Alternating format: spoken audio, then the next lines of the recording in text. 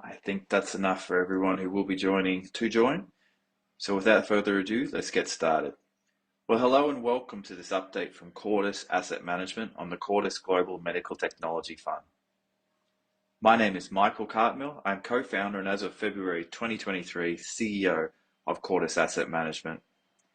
I'm very excited to finally have the time to take up this role. Up until now, my ongoing medical engineering work has not allowed this. So any questions throughout the webinar, if you could please email them to mc@cordisam.com, the address you can see at the bottom of that slide there, or use the Zoom chat just to pose your questions. We'll collate them all and then have a Q&A session at the end.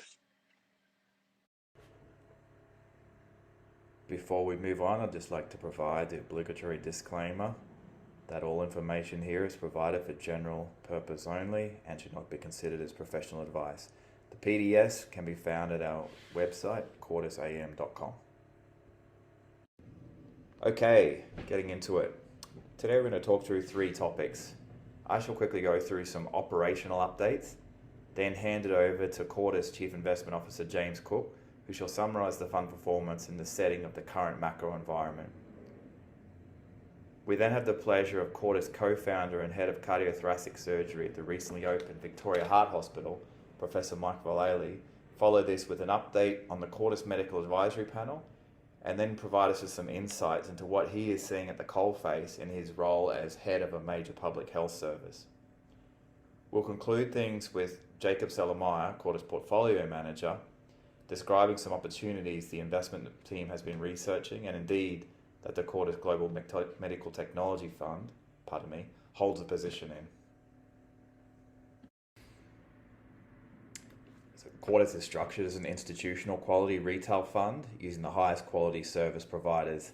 The trustee is EQT Trustees, custodian is Apex, sub-custodian JP Morgan, Ernst & Young, the fund auditors.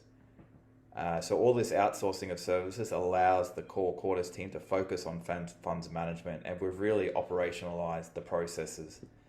And this is evident by our recent reaffirmation from SQM with a 4.25, that is superior rating.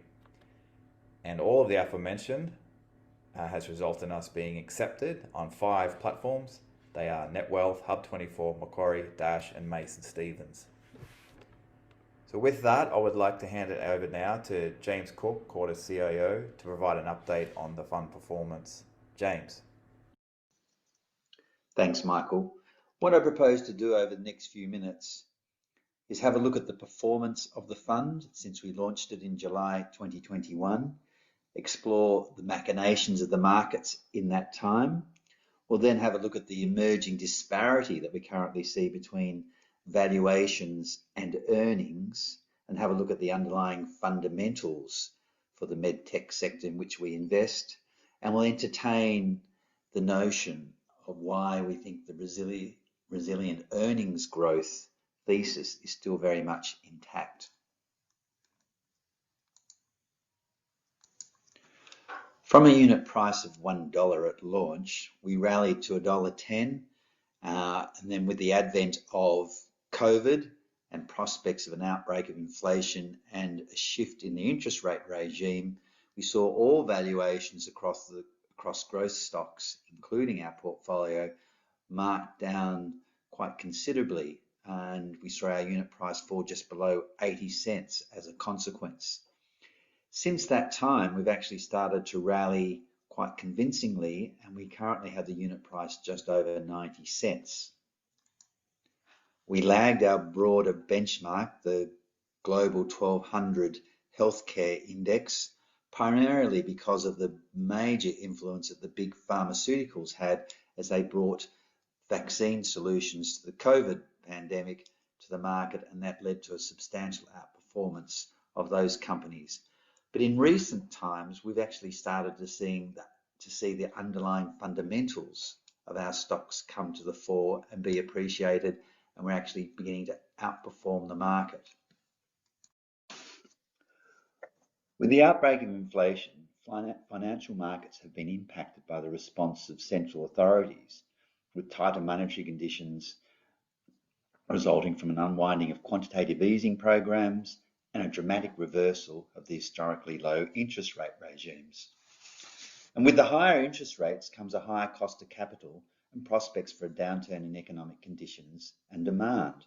This is, of course, exactly what central banks hope to achieve, but it also clouds the future, and it is to the future that growth investors are traditionally banking on when prospects are expected to improve over current conditions. It's at this point in the investment cycle that markets usually migrate to value. And this is a phenomenon that is very much evident over the last 12 months. And we can capture this phenomenon in the chart attached, which highlights how earnings per share valuations within the Cordis portfolios have fallen some 30% as a result of lower share prices for our growth companies. This is in sharp contrast to the deeper blue line on the chart, which plots how 12-month forward earnings per share expectations have lifted from the expected negative impact from COVID some 12 months ago, as hospital procedures have recovered and the brighter outlook for solutions offered by the innovative and often brilliant medtech sector becomes more evident. The widening jaws represented in the chart illustrate what we believe is a deepening disconnect between valuation and the brighter prospects embedded in our Cordis portfolio.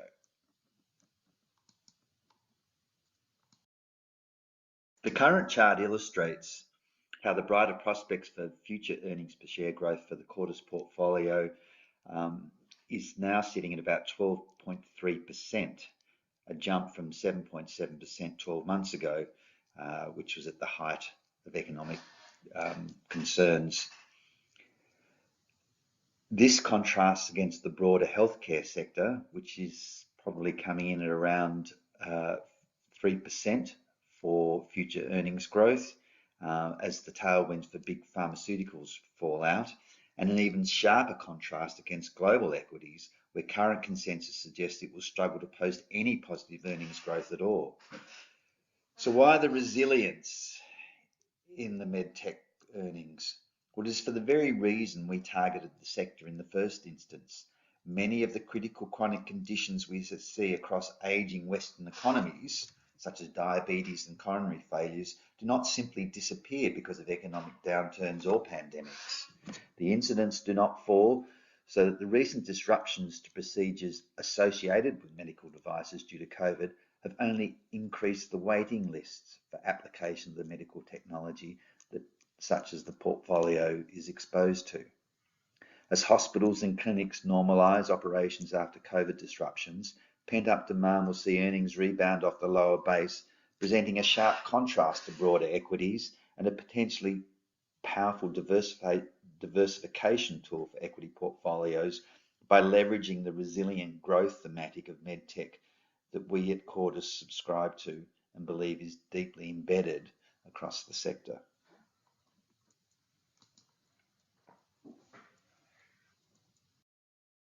So why do we entertain such a high conviction around this superior earnings profile of the medtech sector? Primarily due to the naturally oligopolistic industry structure. There's very high regulatory barriers to entry in the sector. It takes many, many years to bring these products to the market. The research and development phase is significant. There's high switching costs. There's between products. There's critical brand name recognition, not only amongst the industry, but with end users. And of course, there's those moats that come from the high patent protection that a lot of these products use, and these run for many, many years. And this all results in pricing power and a very, very attractive margin profile. So we can see here the contrast between the gross margin of the portfolio, which is that light blue line, and against the benchmark, the broader healthcare sector. So with the technological bias to our portfolio and all those natural barriers to entry, our gross profit margin sits somewhere near 65%. And that again is a stark contrast to the broader healthcare sector, which sits somewhere around 58%. And again, if you contrast that with the broader equities profile, again, this is a far superior earnings profile for these companies. And this, although there's a small downturn from what we saw, say, in January 22, it's still held up very, very well. And in the face of an economic environment that's been plagued by inflation, supply chain issues, and labour constraints. So it all lends itself to supporting the notion that our sector does enjoy strong, resilient growth. So in summary, our unit price has seen some volatility. However, we would argue this is to be expected in the current phase of the investment cycle, where the market will initially switch its focus from growth to value in the face of economic uncertainty and higher interest rates. However, the underlying fundamentals of superior earnings growth, lower valuations, underpinned by the very attractive industry dynamics of the medical device sector, leads us to retain our conviction that the Cordis Global Medical Devices portfolio offers a somewhat unique opportunity to diversify portfolios through exposure to the resilient growth characteristics we believe are captured in our portfolio. I'll now hand over to Mike to outline the workings of the Medical Advisory Panel and to highlight the exceptional insights it brings to our investment process. Thank you, James. Yes, I chair the Medical Advisory Panel, and in my day job, I'm the Professor and Director of Cardiothoracic Surgery at the newly commissioned Victorian Heart Hospital at Monash University in Melbourne. We've put together a incredible medical advisory panel which provides unique insights for our investment fund from a clinical business and industry interface point of view. It allows us to see the current trends and what's happening at the coalface in clinical medicine, but also allows us to see what's happening in the future, which allows us to position ourselves from an investment point of view. The Medical Advisory Panel identifies that the use of minimally invasive technology such as transcatheter technology and devices to treat structural heart disease, heart failure, diabetes and other serious chronic disease is the way of the future. The cost of the devices is offset by the benefit of reducing hospital admissions, and this is even more important as we've noted through the pandemic with hospital beds being taken by patients with COVID, but also we've had a large loss of staff, and so beds are very tight, and so it's important that patients come to hospital and stay in hospital for the shortest period of time, and certainly minimally invasive surgery and minimally invasive transcatheter procedures provides the best form of therapy for these patients. The Medical Advisory Panel, in concert with the medical device industry professionals, have allowed Cordis to identify opportunities before the market, and I will hand over to Jacob to discuss some of these examples in how the Medical Advisory Panel has assisted Cordis to position ourselves well from an investment point of view. Jacob. Thank you, Mike, and thank you all again for joining today. I hope that Mike, James and Mike have been able to convey to you that we're a well-structured operation investing in a high-growth protected industry with the team built around understanding the nuance of medtech. Now that third point, the deep domain knowledge detailed by Professor Vallely, is what really continues to enthuse me as the portfolio manager, and it is where we are able to find opportunity perhaps not available to investors outside of this fund. Now, what the map provides to me and the investment team is that inimitable deep domain knowledge from the front line of medical practice, which we're able to use in the evaluation of our portfolio, which is an advantage that we don't think is readily available at another fund. The way that we think about investing is with a level of medical due diligence before the financial, because a medtech company with bad technology isn't going to be a winner over the long term. Now, you might scoff at that line, but there are a myriad of listed public companies with FDA approval that do not have a long-term paradigm-changing technology. It is only through the deep medical knowledge provided by our map that we aim to avoid this type of value trap. One portfolio company that can highlight that really well is Inari Medical, the global leader in mechanical thrombectomy and a key position in our portfolio. The first layer of MAP contribution was to identify an area of underpenetrated medical need with new and game-changing technology at an inflection point. Confidence in that inflection point built up in the investment team, and it came about through the all-encompassing medical DD into mechanical thrombectomy and the ability of that new treatment paradigm to better address the growing prevalence of debilitating blood clotting, a conviction level we couldn't have reached without our MAP. So let me run you through how the MAP actually helped our investment team build that position in Inari. As Mike detailed just before, minimally invasive surgery is an alternative to the traditional open surgery, with many advantages including a quicker operating time, earlier patient recovery, and a shorter hospital stay. The transition to minimally invasive has become a well-trodden path in many treatment areas over the past 20 years as medical technology has improved. Those names on the left are a handful of conditions which are now dominated by minimally invasive surgery, with the penetration of minimal in blue compared to the traditional surgery in orange. We found Inari when our MAP was able to identify an underpenetrated medical condition, shown in the pie chart on the right, where the blue minimally invasive surgery is just a fraction of the overall treatment rate. Chronic blood clotting, often known as DVT or pulmonary embolism, is now much more readily treated with this new minimally invasive technology, which importantly, and feedback from the MAP confirmed, that this was taking the medical world by storm. We believe that the mechanical thrombectomy treatment paradigm can grow to at least the level of the other minimally invasive treatments that have come before them. This provides the key tailwind required for long-term growth. Now that we've found our medical condition, our aim is to find the company that is most able to treat the condition and generate profit for the owners of the company. Now, Inari Medical is not the only mechanical thrombectomy player, but it was the first and is the only pure play. Why does that matter? Well, it matters because Inari have been able to build up the most comprehensive body of clinical data supporting the use of their technology, working at it for over a decade now. This type of dominant data collection has been critical in helping them to generate a 95% 3-year revenue CAGR. Now, while we think this rapid growth will moderate as they grow, their technology leadership has also allowed them an industry-leading margin. Their gross margin of 88 is afforded to them by their ability to charge a premium on their leading technology due to the backing of clinical data and real-world track record.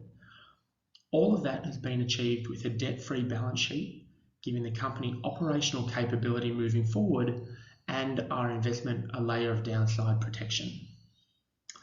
But all of that is backward looking, and the most important year is always next year.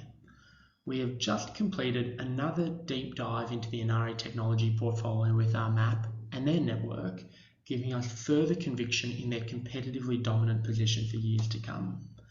A highlight of that review was recently published in their FLAME study, comparing the Inari treatment to that of a medically managed control arm. Now, in a rare but overwhelmingly positive outcome, the trial was actually stopped early due to positive data on the Inari product, which meant that the lead investigator of the trial believed it was irresponsible to continue to offer the medically managed control arm anymore. They were all turned over to treatment on the Inari FlowTriever.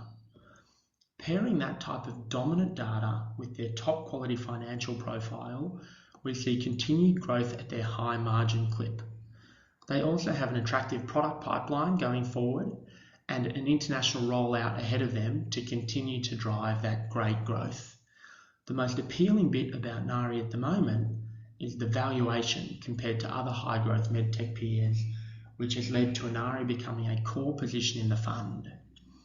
Our portfolio is full of global opportunities like Inari that I believe are rare to find outside of a focused medtech play.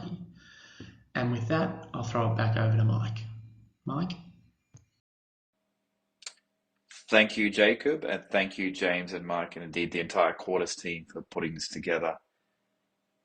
So today we went through an update on the operations and how they're really well bedded down now, and we're using the highest quality vendors, and we've recently had a re-rating or reaffirmation of a 4.25. That is superior rating for SQM, and we're accepted on 5 wealth platforms. The fund performance, James took you through, and why we're really excited about the potential future performance of the fund. Mike Vallely gave you an overview of the medical advisory panel, who are an integral part of our team, indeed who are remunerated on fund performance. And they continue to provide inimitable insights, and indeed we've used this to identify some of the great investment opportunities Jacob outlined to you.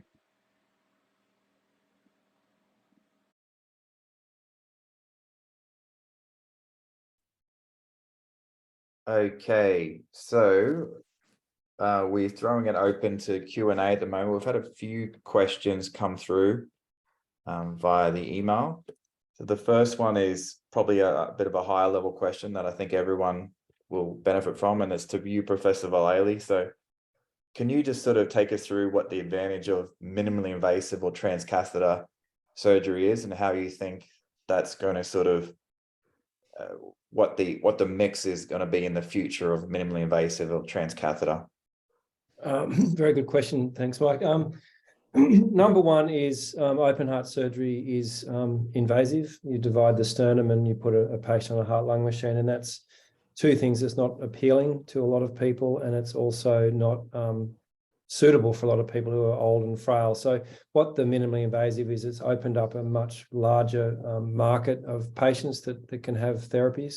The other thing too is the patients stay in hospital for 1 or 2 days as opposed to potentially 1 or 2 weeks. And what we found with the pandemic, as everyone knows, is the massive shortage of healthcare workers. And so if you can move more people through your institution, then you can generate more revenue for the hospital and also treat more people. And the procedures are much shorter. Instead of being 3 or 4 hours, they're 1 hour. So you can potentially do 4 or 5 or up to 6 people in one day in one room, as opposed to 2 people in one room. So I think that's really where minimally invasive and transcatheter procedures have positioned themselves. And we're only 10 or 12 or 15 years into that process. So the evolution over the next 15 years will be quite incredible to watch, actually. Sure. And I think it's worth probably pointing out at this stage, or Mike, you want to articulate or describe the importance that the members of the medical advisory panel have had on that evolution towards minimally invasive transcatheter. I think 2 things. One is you can see the real opportunities, the devices that work. And I think the other thing is, I think Jacob alluded to in the meeting, is the ones that just don't have legs there, because there's a lot of the smaller companies we look at might have one product, and that one product may be exceptional, or the one product may not be exceptional. And so that allows us to see that. The other thing too is if we have conversations with our colleagues around the world that are doing new things or learning new things, and you can also pick up the phone and get world answers that maybe financial analysts from an investment house may not be able to obtain. So I think we really get genuine, deep, under the hood insight into the business, and we're using the stuff every day in our day-to-day work as well, so we know what works and what doesn't. Yeah, thanks for that. Yeah, it's probably worth pointing out that Michael Mack, who you see there on that, we previously showed, he's the head of Baylor Research in Dallas, Texas. He was actually one of the PIs of 2 of the studies that actually led to the approval of devices that have become billion-dollar-a-year franchises. And he continues to be at the forefront. Companies come to him for assessment, and he is a permanent member of our MAP that we have access to at any time. So another question, this is a less sort of device-based, therapy-based question. It's speaking more, and I might throw this one to you, James. It's what is the debt profile of the companies in the portfolio? i.e., do they carry significant debt, being that a lot of them are earlier stage, and do they have sort of debt obligation terms with the interest rates clearly going to go up, the cost of debt going to go up? Yeah, very timely question. And it's something that we do focus on, because I do recall back in the GFC, actually, where balance sheet strength was critically important, and you often would have quite good companies with what would seem to be a reasonable balance sheet and manageable levels of debt, suddenly turning around, finding even the ability to roll over debt because of the financial uncertainty and prospects of a credit crunch, which we can't rule out in the current phase, ruling out management of debt. So I'm pleased to report that across our portfolio, the net cash position on the balance sheet is just about positive. So it means there's very, very little debt in the portfolio. Of the top 5 companies that we carry with the large overweight positions, they would amount to, I think only one of them, Boston Scientific, would carry any level of debt. The rest of them are all cash flow. And this is really largely attributable across a portfolio of the very strong cash flow we see in these companies, where we see it at a sort of 10 times earnings. So it's very well covered. Interest isn't expensed. Generally speaking, the balance sheet and the maturity profile of the debt is very well structured. And of course, if you look at the small, medium cap stocks that we carry, which give us our emerging growth, most of them have raised their initial capital in the form of equity and have little debt on hand. So in sum, I think we're in very good position in the face of rising interest rates. And even if circumstances surrounding the banking sector led to a credit crunch, I don't think it would impact materially. That's great. Thanks, James. So the questions are coming in thick and fast now. We have one here about the diabetes strategy. Obviously, diabetes is a big part of the diabetes companies are a big part of our portfolio. And the question being, we don't have any specific diabetes expertise on the medical advisory panel. Is there a plan to include someone? The answer is absolutely yes. We just haven't found the right person. At the moment, we're using the network, i.e. Professor Vallely, Professor Mack, Professor Sellermeyer's connections to speak with diabetes educators. But the plan is definitely moving forward to get a high-level endocrinologist onto the panel as a permanent member. I hope that answers your question. Another question's come in. James, this one's going to you as well specifically. The slide on PE appears to underperform earnings. Does that imply Cordis is undervalued? And how long do you think before Cordis value will take to catch up with that earnings growth? That's a bit of a tough one to answer without a crystal ball, but I'll give it to you anyway. Yeah, I mean, certainly, well, at this point in time, the earnings certainly have outperformed the unit price and the underlying valuations of the companies. But we were just observing a chart today which showed the enterprise value over sales or revenue, which is often a standard benchmark figure for growth companies, where sometimes you don't have the earnings. The emerging companies still aren't in the profitable phase. But look, it's the timing. The timing is critical. I mentioned in the presentation that the market is orientated towards value, but the market is divided. But as soon as I think we see an inflection point where the market starts to discount an easing in the interest rate structure, so as soon as probably led by the Federal Reserve, feel as though they've tightened too hard and the prospects of a looming recession causes them to ease up on the tightening and the market starts discounting interest rate cuts, then I think it'll start to focus back into the growth stories.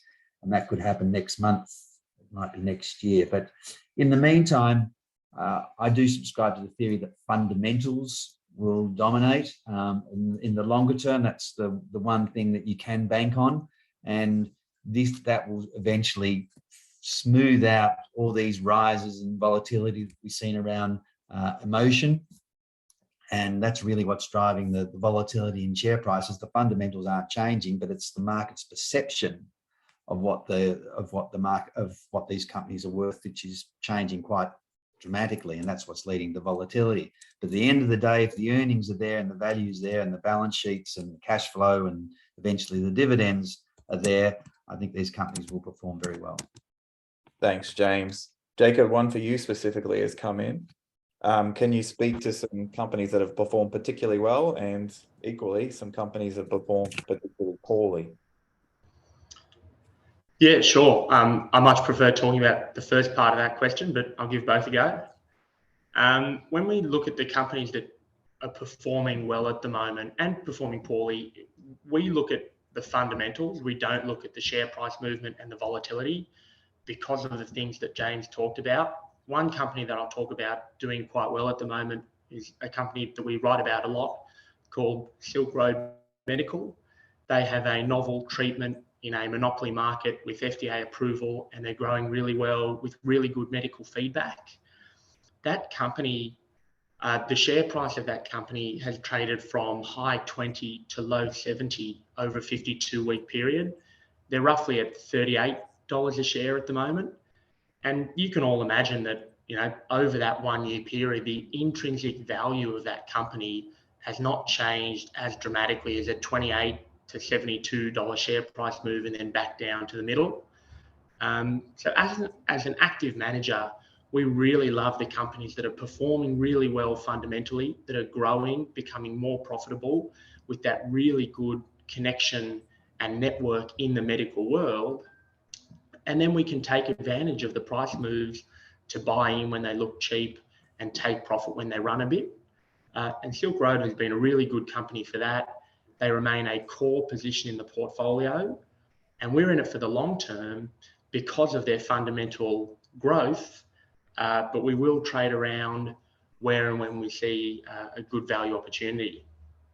And then turning to a company that I wouldn't say is performing poorly, but one of the big advantages that we rely on is our ability to look many years ahead, and a company in the portfolio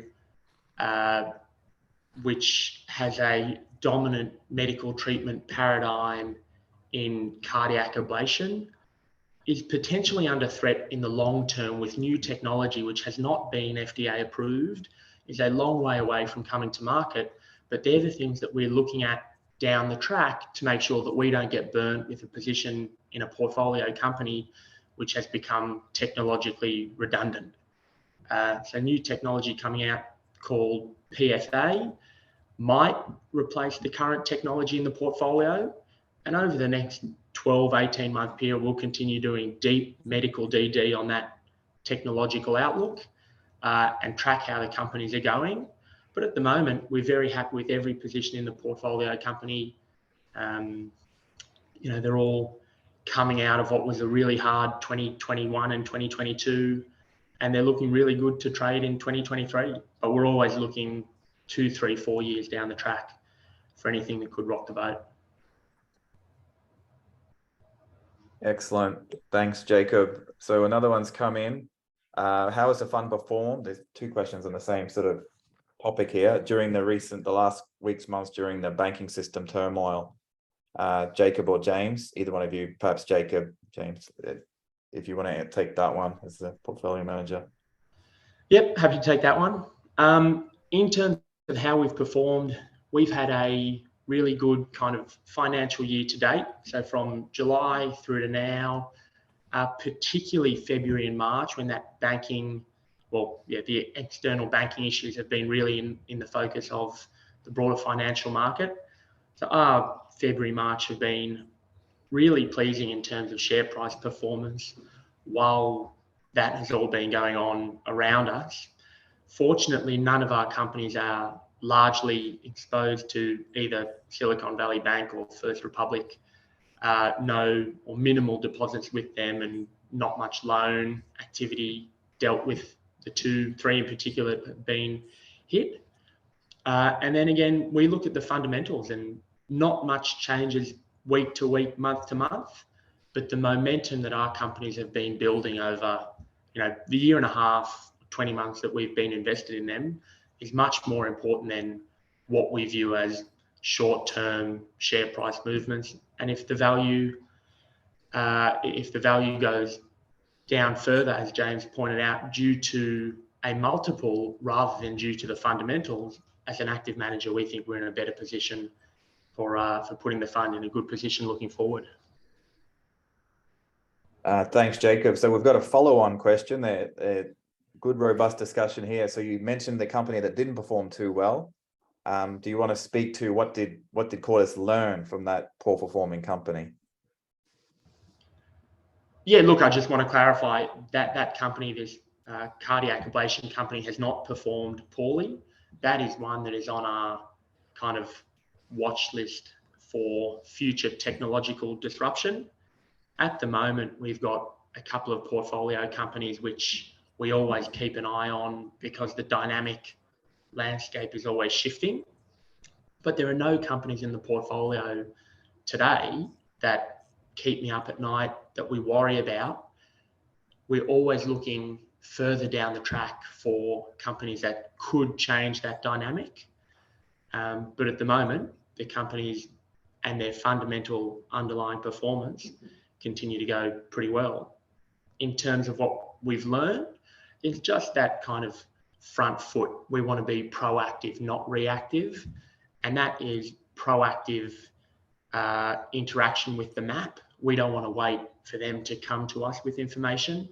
We want to reach out to them and their network, to our third-party providers, to really get that level of medical DD down pat, so that when we are looking at the companies, we are confident in the long-term outlook for their technology.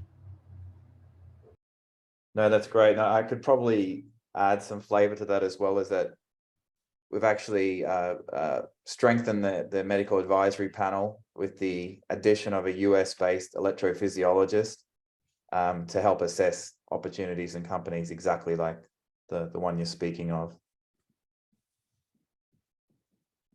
Okay, we have no more questions there unless anyone wants to add any to the chat.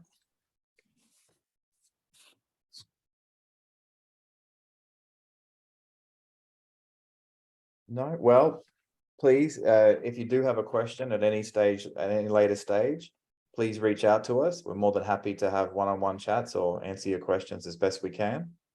But with that, thank you very much for everyone attending.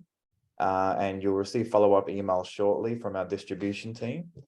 And all the best and have a good day. Thank you, everyone.